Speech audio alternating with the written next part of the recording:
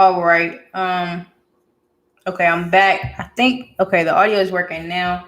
I do apologize for the technical difficulties. I am not sure why we lost audio in the last video.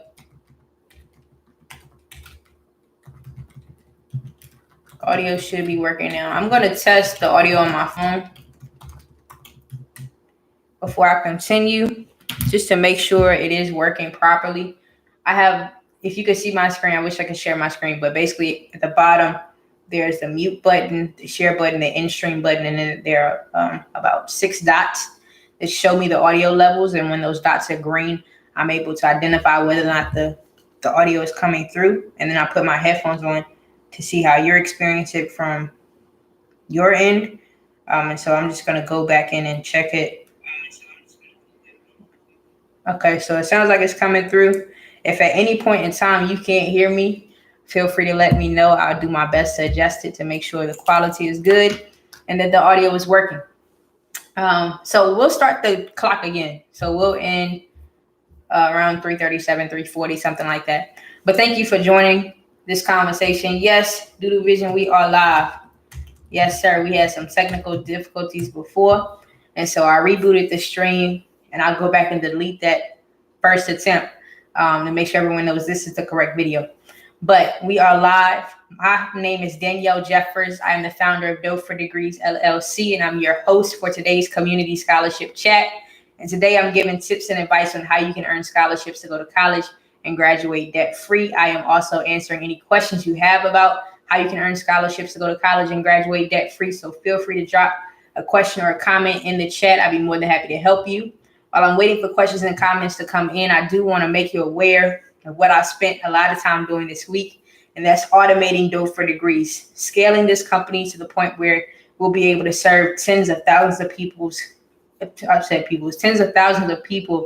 in a short amount of time. And so I released one video this week. I wanted to get out at least one piece of content, but I have been head down learning a new software, and that software is Active Campaign.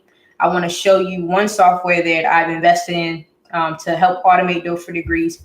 And so what I'm going to do is I'm going to drop my website link for my website, and I'll also drop the contact page so that you have that. So first is coming the contact link if you want to contact me and have a brief 10-minute conversation. If you have any questions about scholarships, want to understand how the process works, feel free to go to there and schedule an appointment. What I was doing before was I was taking, people would submit an online form and I would follow up with them based on the confirmation, the contact information they gave. And sometimes it would take me a little bit longer to follow up than expected because I had different things come up and come into play. But now that this system is automated, you can see my calendar. You can pick the time that works best for you. And so if you click the contact page, then you will get a chance to book the appointment that works best for you. There's one free option on there where we can have a 10-minute conversation at your convenience, and I will call you via phone and we can have that conversation. There's also options on there if you want to have a more detailed, lengthy conversation. Those are paid. And so if you have any questions or comments about that, feel free to drop those in this chat, or you can contact me via those links and we can have a conversation. I also say that another way I've been automating Dope for Degrees is making sure that my communication with my clients, potential clients, my leads, they are better and more frequent. And so, hey, Free, I hope you're doing well. She said, taking notes. Hi, everyone. Hey, Free. I've been automating that. And so I have been head down this week learning a new software. And I mentioned that software is Active Campaign. And so I'm going to drop that link in the chat as well, so everyone has that. An Active Campaign is a marketing automation software, and it's also a CRM. So if anyone is familiar with business or client management or anything like this, this is a good resource to have. It was within my budget. It was something that provided all of the information I needed. What's up, TMH? TMH said, peace, Danielle. Hope all is well. Same to you, Thomas. But basically, with automation, when it comes to business, hey, sister, I hope you're doing well, too. I'll say this for anyone, and this applies to scholarships directly. Our biggest competition, first and foremost, is always ourselves. Always telling ourselves that we can do things, that we can accomplish anything, that we can put our mind to anything we want to, and we can make it manifest. Hi, this old Helman. I hope you're doing well. Good to have you in the chat. But that's our biggest competition. Our biggest competition from the day we're born until the day we die will always be ourselves. One thing I've been sitting in recently on a mental and emotional level is accepting the fact that everyone's going to have an opinion about what you do and the decisions you make. But I've come to the point where if I was doing okay before you gave me your opinion doesn't hold as much weight as my proven, as the results and effort and performance I've already put through. So let me give you an example. How do I say this without being too transparent? But I'll say this. So I've been building dough for degrees since this old helmet said, I think my biggest competition is my dog. I'll be faster than him one day. Hey, I like it. Go ahead. You got it. I've been building dough for degrees since I was 18 years old. So I'm 22 right now. So it's been 4 years. I started the company with the help of my sister and my mentor, and they're both in the chat. Thomas and my sister, AJ, she's in the chat. And so I built the company with their help. And while I was building the company in college, I spent a lot of time just getting up. I would get up at 3 a.m. in the morning and work until I had to go to class at 9. So I would put 6 hours into the company. And in the early stages, my first year of college, a lot of that was studying and understanding the language of business and how business works, because I wasn't familiar with it. When I started the company, I only understood 2 words, and that was CEO and profit. I've always had an interest in business, but most importantly, an interest in building things from the ground up and understanding how things function and how things work. I remember going to summer camps when I was a kid, specifically Camp Invention, and it was all science oriented. And what fascinated me was how we would take scraps, like rolls of tissue, like the tissue paper thing, the brown paper, and we would take soda bottles and we would strip them of what was there and just use the bare materials to build race car tracks and to build models of cities and things like that. And that intrigued me so much. I remember going to that camp from like middle school up until high school to eventually being a mentor. I forgot what the official title was, but to being a leader in the camp and actually helping the kids who were in there and having a paid position doing that. And I remember taking that skill set and using it at the Boys and Girls Club when I joined when I was a middle school kid, the summer before my 6th grade year of middle school, and taking my natural given gifts and talents and using them there, mentoring kids, doing public speaking, being a spokesperson for the Boys and Girls Club, and learning how to develop that skill set by repetition, practice, and putting in my time and putting in my work. And so one of the biggest things I realized when I founded Dough for Degrees was that it would take me a while to understand how to build something from the ground up that is this massive, that has the potential to touch billions of lives, and is a solution to $1 trillion United States problem, but even bigger, a world problem. And understanding that this task is going to consume a lot of me. It's going to require me to discipline myself in ways that I've never disciplined myself before, but the fruits of my labor will touch lives and change the way people live and interact with each other forever. And so having to accept that calling and sitting in my potential scared me.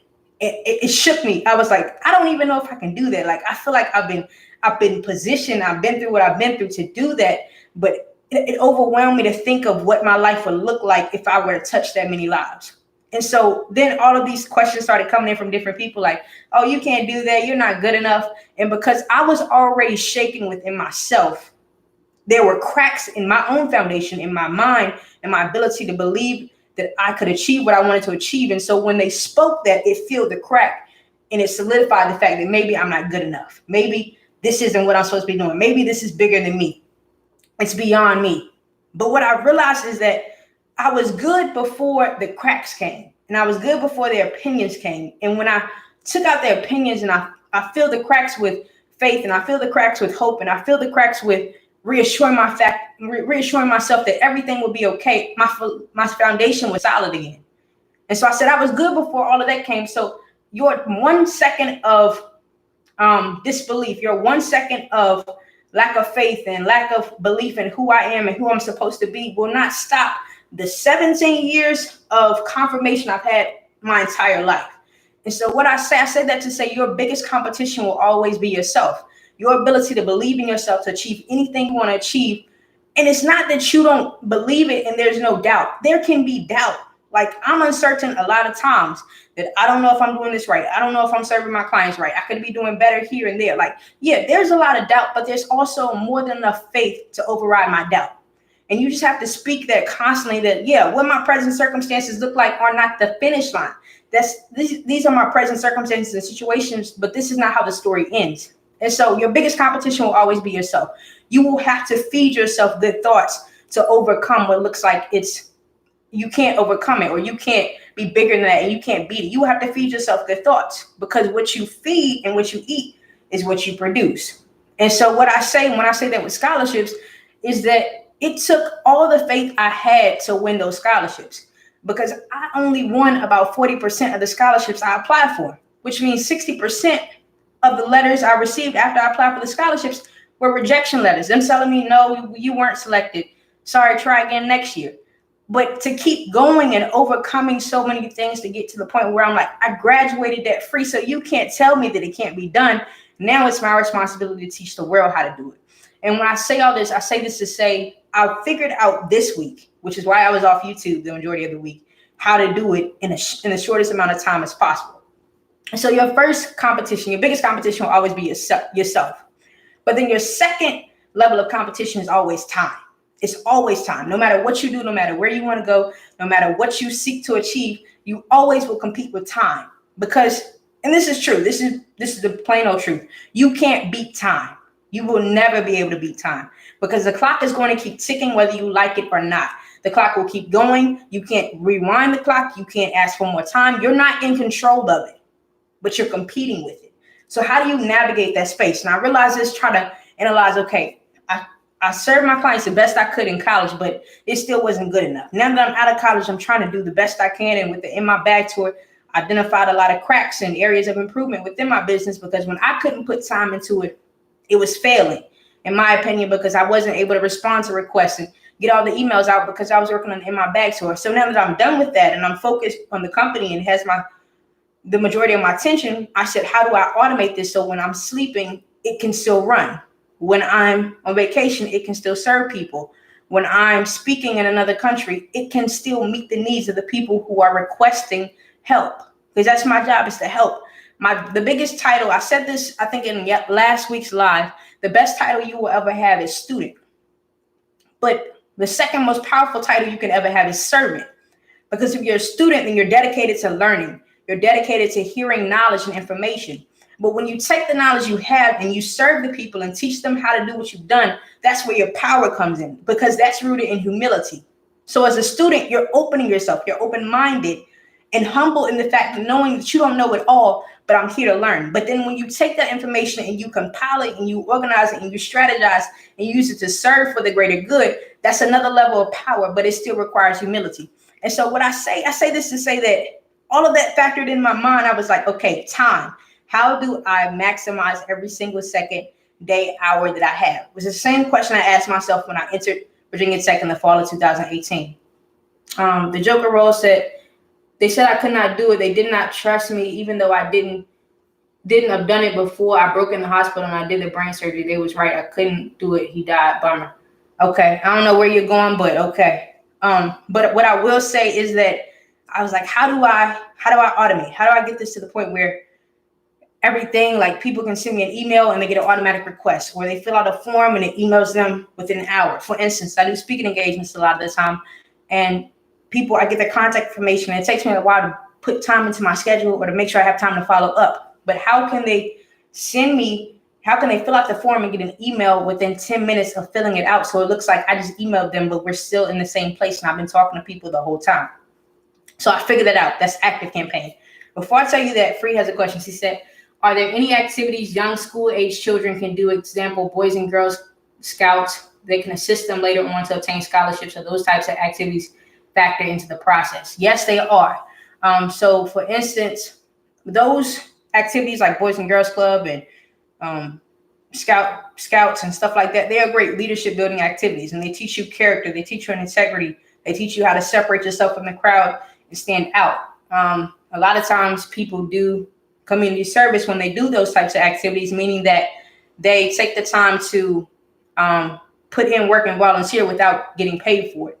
And so those two layers of your experience, your leadership and your community service, are what will help you win scholarships. And if you're not tracking your community service hours, I encourage you to do that, because that will tell the story of how you've been a servant. Once again, it goes back to what I said. You'll be a student. That's the most powerful title you'll ever have. But being a servant, being willing to serve and help people, was my greatest asset when it came to applying for scholarships, because by the end of my senior year of high school, by my senior year of high school, when I was applying for my scholarships, I had 200 plus hours of community service when I had taken out the time in my schedule and my day to help serve my community, whether that was cleaning up one of the most busiest streets in my community in Danville, Virginia, but they were all elderly people on that street, which was Lee Street, whether that was planting a garden in the backyard of a school that was right around the corner from me, whether that was helping to sweep the gym, getting there earlier, staying after. That's community service. And so when you have the title of leadership, it forces you to do the vision. It's funny. He said, what about for old heads, 50 plus late bloomers? Are there funding opportunities for them? Yes, there are. I will say this. Let me answer Free's questions first. When you have the title of leadership, it forces you to take accountability for everything that happens and doesn't happen to you. And so I'll push this out. I'll put this link in there. It is Dope for Degrees. We have a community service tracker that you can download on our website for free. I'm trying to find the link real quick. It's the April 2018 scholarship newsletter. You can download that for free from our website. And inside of there, there's a community service tracker. All you have to do is print out copies of the community service log, document your hours, get someone to sign it who supervised you doing that community service or who was aware of the fact that you did the community service, to verify that you did it, and then keep that log with you. Make sure you take pictures of it just in case anything happens to that piece of paper so that you can prove that it happened. Yes, free Do Division. Doesn't cost you a dime. It's a free resource offered through Dope for Degrees to make sure you track your hours. And if you need a retroactive letter of community service, let's say you did community service, but you didn't take the time to write it down, then you can request someone to verify that you did X amount of hours. It could be a simple letter by saying, they would write on your behalf and say, such and such student of such and such high school or institution did X amount of service and this amount of hours from this time period until this time period. If you have any questions or concerns, please email me or contact me here. And they will sign it to verify the letter. Do Division said, what about for old heads, 50 plus, late bloomers? Are there funding opportunities for them? Yes, there are. I've been talking to a lot of students who are going to get their PhD and their master's degree and things like that. And there are a lot of opportunities for you all. What I will say is that the opportunities are not as, what's the word I'm looking for? There are less opportunities available for returning adults than there are for those who take the traditional path to college. Like you complete high school and then you enroll in a 4-year school immediately, or you take a gap year. For returning adults, the opportunities are not as, there aren't as many available, but they still are. What I encourage returning adults to do first and foremost is to take the time to talk to your school, go visit the financial aid office and ask them, do you all have any scholarships available for returning adults? If you do not offer any scholarships, do you know of any resources in this area or any resources in general that do? How might I find them, or how might I contact them? And just having that candid conversation with the school you're attending and build a relationship with the person in the financial aid office. And also ending that conversation by saying something like, okay, thank you. Even if you do have opportunities now, if you don't, here's my contact information. Will you please contact me in the near future, or in the future when you do come across anything that may be helpful in regards to helping me pay for college? Now, I've also spoken with a lot of PhD and master students via phone, and they're like, I can't find any scholarships. What I encourage you to do is to do a Google search by your major. So for instance, if you're studying, let's say you're going to get your PhD in counseling, then you want to just simply search counseling PhD scholarships. And what I found is they're usually on one solid web page. There's a long list of them. And if you're going to study for math or computer science or something, I don't know, just do a simple Google search and see what's available. What you also want to do is you'll want to start building relationships with people in the area that you're going to school. Now, if you're going to school online, then definitely make sure that you have relationships within your hometown, and that you're asking them if there are any opportunities available to support returning adults. One resource in particular that I found that is usually in every area of the United States in some way, form, or fashion is a community foundation. A community foundation. I will type, I'm trying to find the one in my hometown. I'm going to take some time to pull it up and drop the link. And what a community foundation is, basically, is a hub for local scholarships. They are equivalent to a just forgot the word I was looking for. I got a lot on my mind. I'm trying to remember this. An endowment. It's very similar to an endowment. And so basically, people take the time to look for donors who can promise to support financially the community by investing this amount of money, and they create their own scholarship with this community foundation. This community foundation is the hub where people sometimes, every community foundation is different. For instance, in my hometown, I submitted one application my senior year of high school, and I selected the scholarships that I thought were a match for me based on their eligibility requirements. And I ended up winning the top scholarship offered by the community foundation, which was more than $22,500 by the time I graduated from Virginia Tech. And that came from Danville, Virginia. Like, they had a nearly $25,000 scholarship available for students from Danville, Virginia, and most people didn't apply for it. But I won that top scholarship. It was renewable every single year I was in school. So it covered about at least 20% of the cost of my attendance every single year. That one scholarship, and that was from my hometown. And so just do a Google search. I know there's one in Northern Virginia where I live. I think it's called the Northern Virginia Community Foundation. I called them a couple of weeks ago to get a better understanding of how the process works. Their scholarships, and I'm speaking about community foundations in general, typically open in the early spring. They close late spring. So you're talking about early March, late May, something like that. But you want to be on top of your deadlines. Here's a hint. Most local scholarships open in the top of the year. So you're talking about January, and they close around April, May. But right now, a lot of scholarships are open, especially national scholarships, those offered from students from a particular nation. In particular, I'm talking about the United States. So you want to look at the Coca-Cola scholarship. You want to look at different scholarships like that. Due to Vision said, "La Presidenta, here you go." You're so kind with your words. I would have just walked in there and asked about funding with people that wasted their lives before going to get a degree. It's funny. No, don't do that. Don't phrase it like that. And Free was laughing at you. Yeah, that's funny. Nah, they didn't waste their lives. They may have made some different decisions.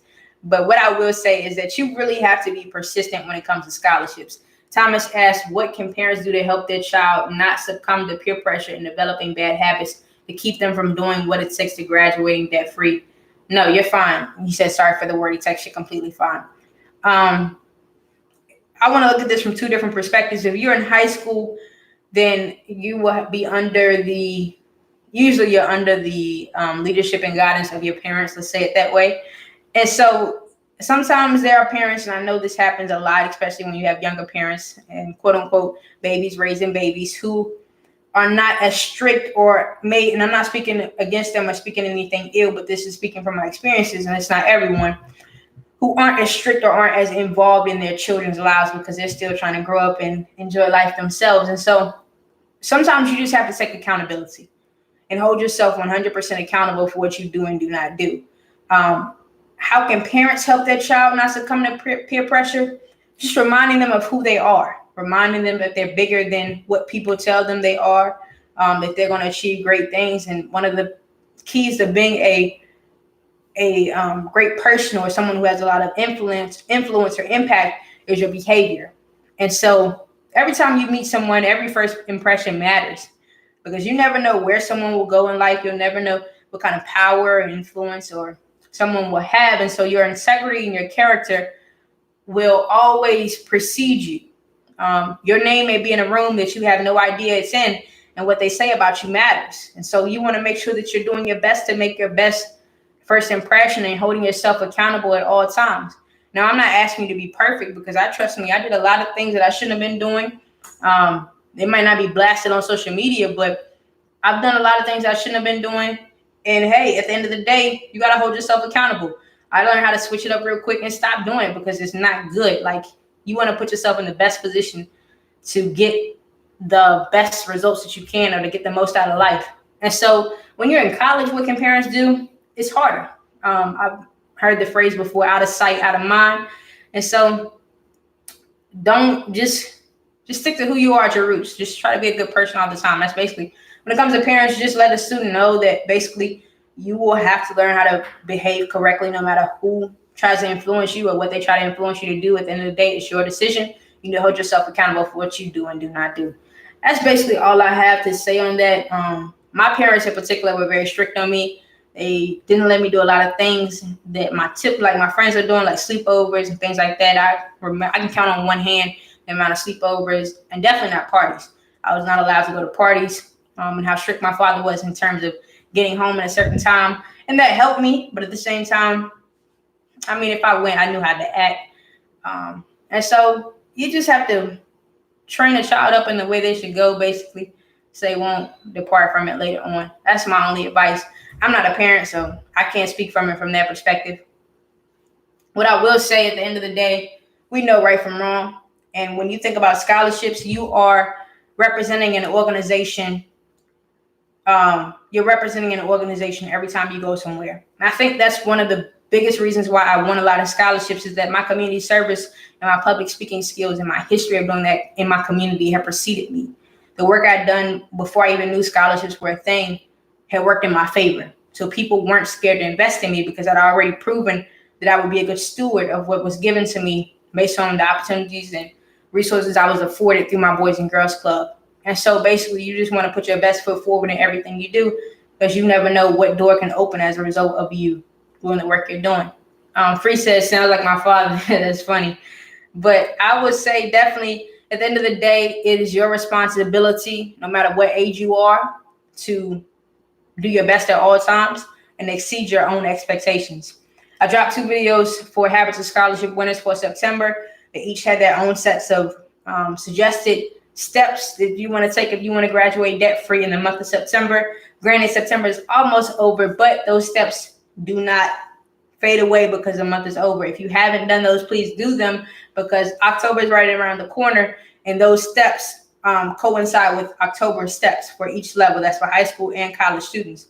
And so, oh, by the way, the FAFSA opens on October 1st, so it opens on Tuesday. So you want to make sure that you are prepared to submit your FAFSA. What is the FAFSA? The FAFSA is a free application for federal student aid. That's how you get the Pell Grant. That's how you access a lot of unsubsidized and subsidized loans.